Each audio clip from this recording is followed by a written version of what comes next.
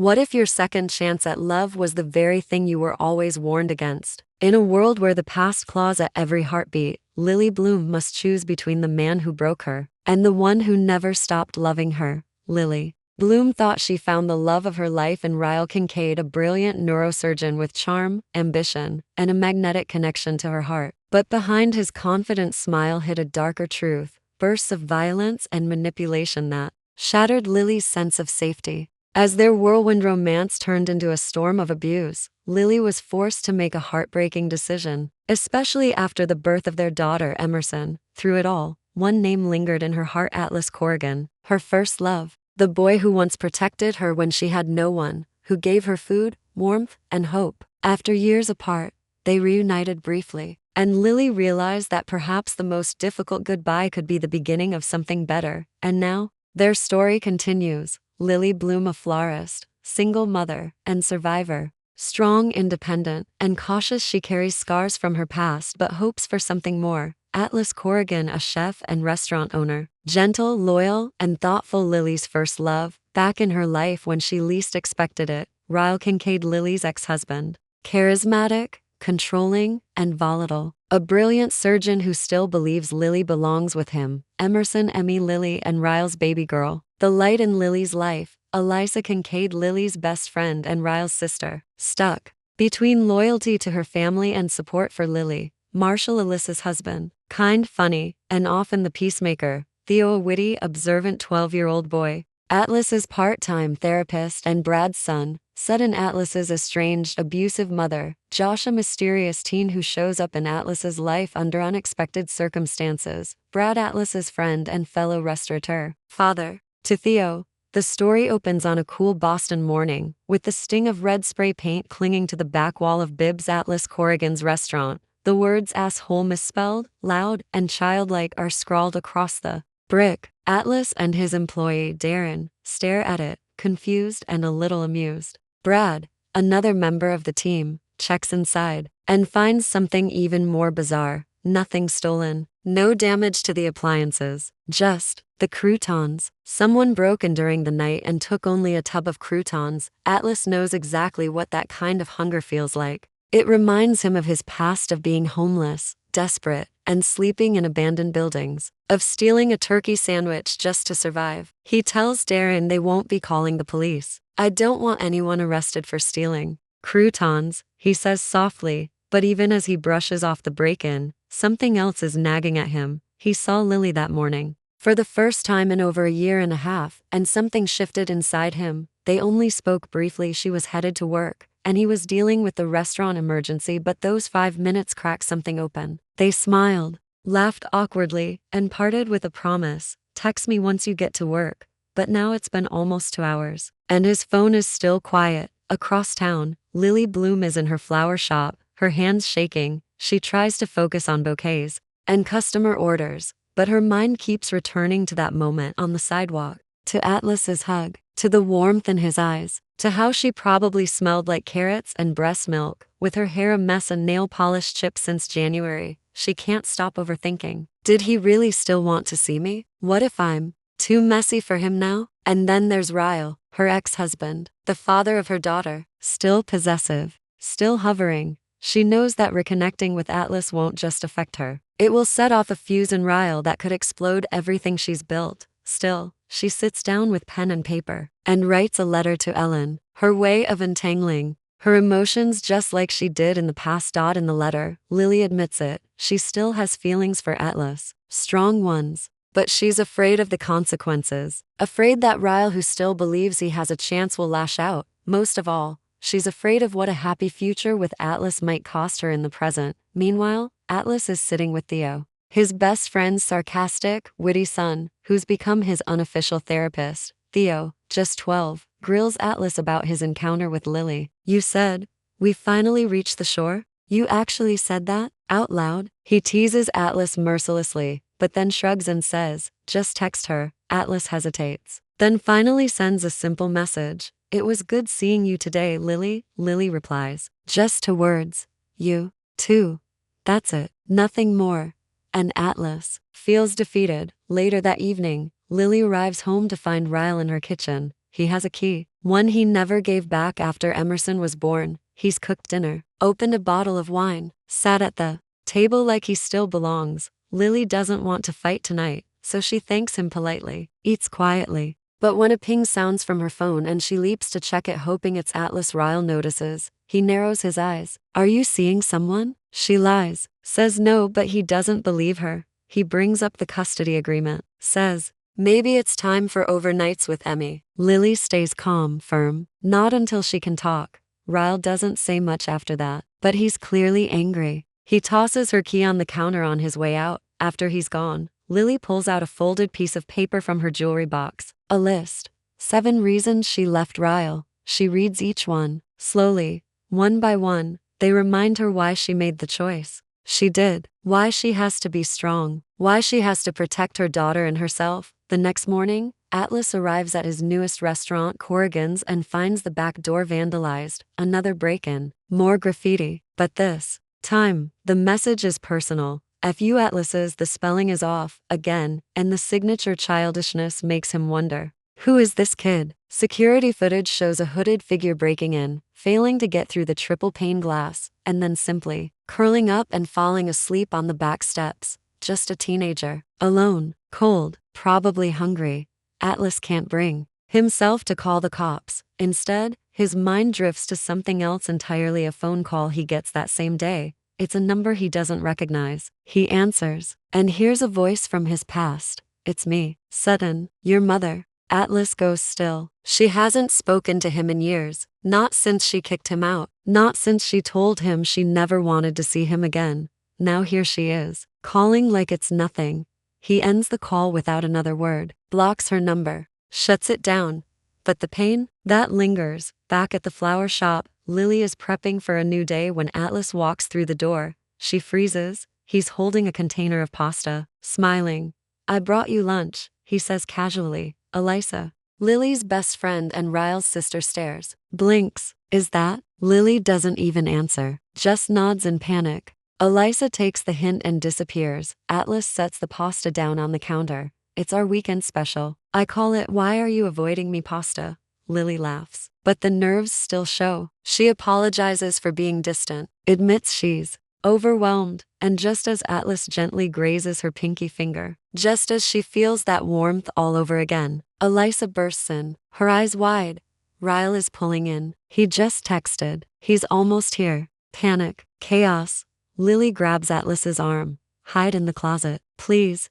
Atlas Corrigan, a grown man, a restaurant owner, finds himself hiding inside a supply closet in a flower shop like a high school secret. He doesn't complain. He just smiles at her and says, where do you want me? A few seconds later, Ryle walks in. He's suspicious, but not enough to catch on. He sniffs the air. What's that smell? Lily and Elisa panic. Shrimp, chicken, barabatalamia. Elisa blurts. Ryle stares at them like they've lost their minds. Eventually, he shrugs, grabs his keys, and walks out. Only once the door chimes shut do Lily and Elisa collapse in relief. Lily opens the closet. Atlas is leaning against the wall, arms crossed, waiting patiently. I'm so sorry, she whispers.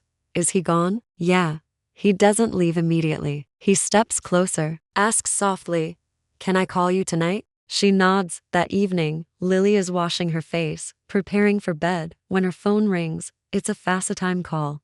Atlas, you said I could call you. This counts, he teases. Her face is still covered in foam, hair in a towel, pajamas a mess. He smiles. You look beautiful. Atlas Corrigan lounges back against his headboard, wearing a white t-shirt and a soft smile. Lily's face is still fresh from scrubbing, cheeks flushed, eyes glowing a little brighter now. They talk about their day, slowly, gently, as if both are afraid to disturb the fragile thread of peace stretching between them. Atlas tells her he had a rough morning, that he's been thinking a lot. She softens. About what? He hesitates, then speaks the truth.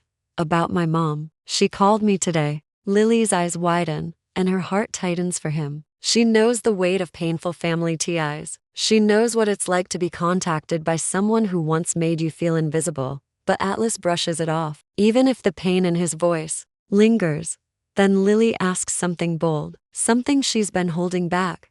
Can I ask about the tattoo? The one on your collarbone? Atlas's fingers graze the spot instinctively. A ship's wheel. It's simple, delicate, and full of meaning. He smiles. It's a reminder to stay the course, to not give up, to find my own direction. Lily's heart stirs again. This man has always been her compass. They talk a little longer, flirt quietly, laugh, and when the call ends, Lily finds herself lying in bed with a different kind of peace, one that's been missing for a long time. The next morning, Atlas is back at work when something catches his eye. A kid, maybe 11, maybe 12, is lurking outside the restaurant. It's the same kid from the security footage. Hoodie, skinny frame, fast hands. Atlas watches him with curiosity, not fear. When the boy ducks behind the building, Atlas quietly follows him. Then he stops.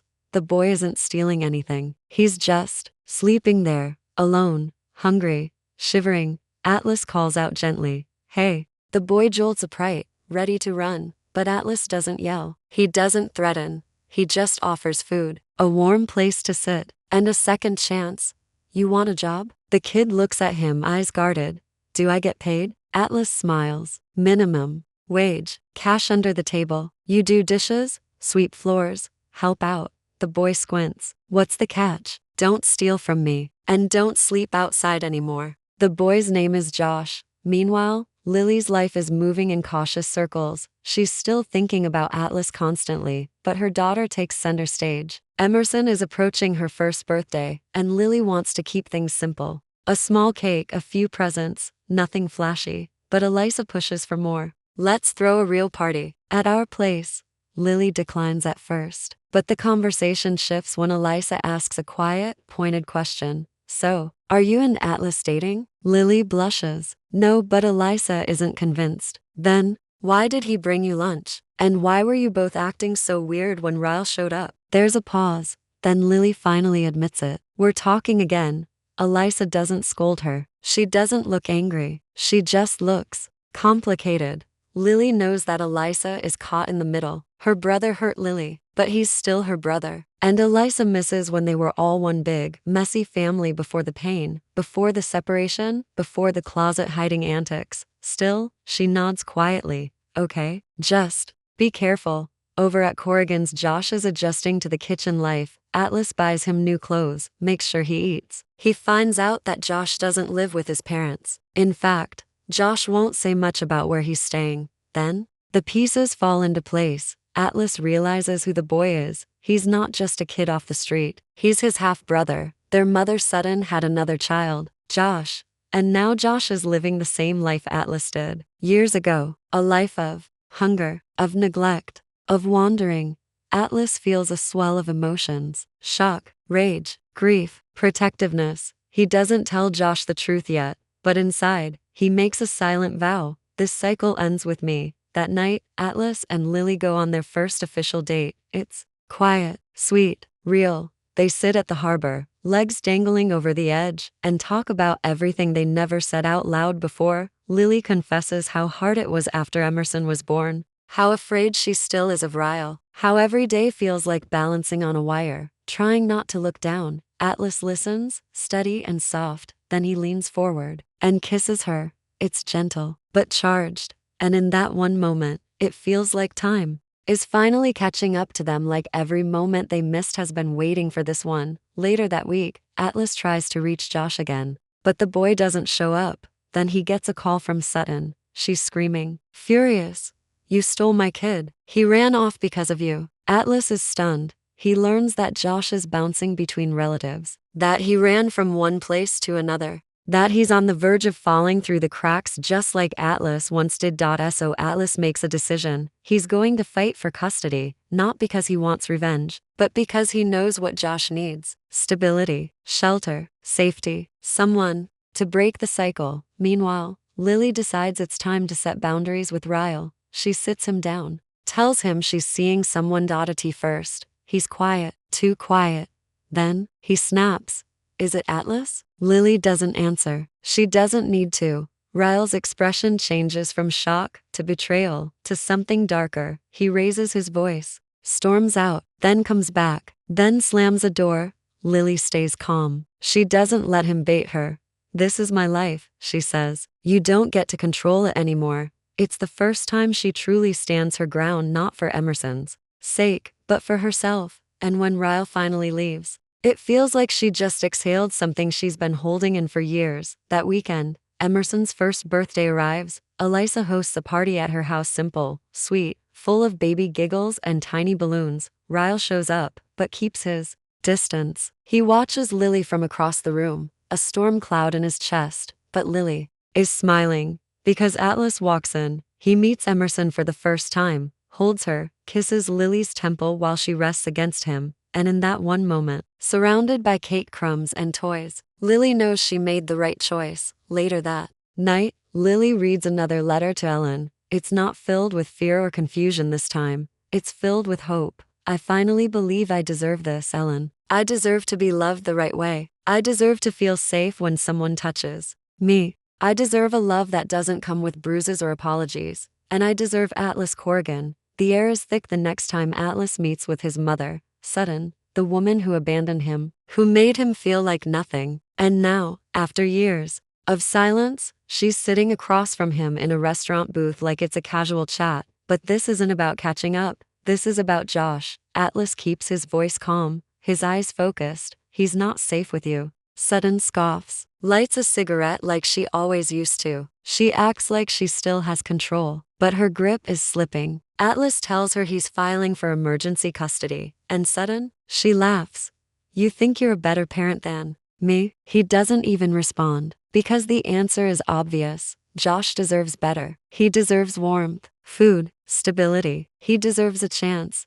Atlas walks out of that diner and doesn't look back. At home, Lily is adjusting to a new normal, one where Atlas is part of her life again. They talk more, see each other more. They even plan a proper date night without surprise Ryle appearances or closet escapes. But nothing is simple when you share a child with someone like Ryle Kincaid. He becomes colder, less predictable. He shows up late for Emmy, texts aggressively, pushes buttons. One night, he tries to get under her skin with questions, probes about Atlas, her dating life. Lily doesn't flinch. She holds her ground, doesn't let him corner her. But the tension is growing, and they both know it. At Corrigan's, Josh is settling in, slowly. He's still guarded, still quiet, but Atlas sees the shift in his eyes, the way he relaxes around Theo, the way he eats his meals a little faster now, like he's starting to believe they won't disappear. Then one day, after work, Josh follows Atlas to the office, and just says it. Are you my brother? Atlas blinks, caught off guard, but he nods. Josh doesn't cry, doesn't smile, he just says, cool, and then he walks out of the room. It's the smallest moment, but for Atlas, it's everything. In court, things move faster than expected. Sutton doesn't fight for custody. Not really. She shows up looking disheveled, talks in circles, makes excuses, and when Atlas presents his case, clean work history, a safe apartment, a consistent income, the judge agrees. Temporary guardianship is granted. Josh is officially coming home with Atlas.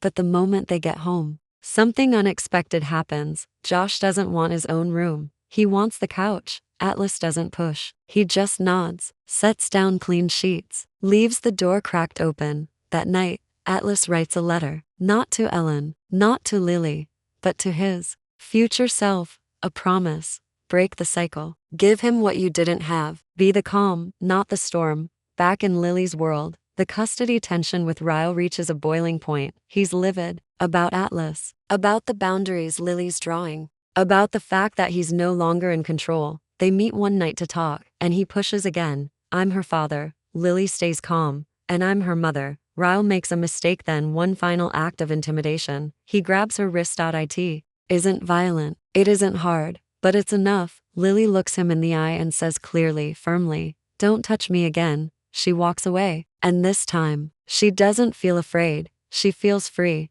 That night, she calls Atlas. He picks up on the first ring, his voice, warm and grounding. You okay? She tells him what happened, every word, and he listens. Then he says something that changes everything. You don't have to do this alone anymore. Time passes. Not much, just enough for Josh to start calling Atlas bro. Just enough for Emerson to say her first words. Just enough for Lily to stop flinching when she hears the name Ryle. One evening, Lily and Atlas meet on the harbor again. The sun is setting. The waves are quiet. They sit on a bench, side by side, just like old times. Atlas reaches into his jacket and pulls out something small, a key. He places it in her palm. It's not to my apartment, he says. It's to our future. You can unlock it whenever you're ready. Lily doesn't cry. She doesn't panic. She just smiles. I'm ready now. And for the first time, in what feels like forever. There is no fear.no hiding.no closets, just two people who found their way back. Through pain, through time, through everything. They stand, they kiss, and this time, the whole world falls away. It's quiet in Atlas's apartment. Josh is sitting at the counter, spooning cereal into his mouth like it's a sacred ritual. Theo is beside him, legs swinging under the stool, talking a mile a minute about some science experiment gone wrong. Atlas watches them from across the room and can't help but smile. His home doesn't echo anymore. There's laughter now. Mess. A half-assembled bookshelf. Dishes in the sink. Family. The one he didn't grow up with, but the one he's finally building. Meanwhile, Lily is adjusting too. There's a lightness to her steps lately. A warmth in her smile that wasn't there before. She's planning better weeks, sleeping deeper, waking easier. Atlas makes things feel possible. Not perfect but peaceful. And with Emerson toddling across the living room like she owns the place, Lily feels a kind of hope she thought she'd lost for good. One night, as she tucks Emmy in and gently runs her fingers over her daughter's soft curls, Lily makes a silent promise. I'll never let her grow up thinking pain is love. A few days later, Lily visits Atlas's place. Josh is there, quietly thumbing through a graphic novel. He glances up at her, shrugs. Hey, it's casual, normal. Like this has always been their life. Atlas walks her around the apartment, shows her the room he's turning into an office or maybe a guest room. He hasn't decided yet, but Lily has an idea. What if it was a nursery? He freezes. His eyes lock onto hers, searching. Are you? She laughs. Not pregnant. But the thought lingers between them. Not scary. Not too soon, just someday. And that someday? It feels more real now than ever. Later that evening, they walk along the harbor again. It's become their place, the calm between storms. The soft place to land. Atlas stops walking, turns to face her. I want to tell you something, he says, reaching into his coat. Lily tilts her head, confused until he pulls out a letter. An old one, folded, a little worn, but still sealed. You wrote this to me years ago. You gave it to me when we said goodbye the first time. Lily gasps. You still have it? He nods. I couldn't bring myself to open it. Not until I knew we were in the same chapter again. He holds it out. Want to read it with me? Lily takes the letter in trembling hands, carefully unfolds it, and together, they read. It's her voice from years ago, a version of Lily, who still hoped, still ached. I don't know where you are, but I hope you're happy. And I hope someday, if the world is kind enough, we'll find our way back to each other. When they finish, Atlas whispers, we did. He slips the letter back into her hands, then cups her face. Their kiss is slow, deep, filled with every missed moment, every unsent letter, every ounce of love they fought so hard to reclaim. Months later, Lily and Atlas are living together now. Emmy has her own nursery. Josh has his own space, but spends most nights on the couch, TV remote in one hand, snack in the other. Theo is still around too, tossing out therapy advice, reminding Atlas that you're not young anymore, bro, and teasing him whenever Lily kisses him in front of people. Ryle has calmed not because he accepts it, but because Lily made the boundaries clear. There are drop-offs, pickups, civil words exchanged, and that's enough. One morning, Lily opens her flower shop to find something waiting on the counter. A bouquet, wrapped in newspaper, handwritten card tucked inside. She opens it. To Lily, thank you for loving me when I had nothing. Thank you for letting me love you now that I have everything. She presses the card to her chest and breathes in the roses. That night, she writes one last letter to Ellen. But this one is different. Dear Ellen, I don't think I'll write you much anymore. I think I finally reached the ending I was meant to have. It doesn't end with pain, or regret, or hiding in closets. It ends with hope. It ends with love. It ends with us. Love, Lily.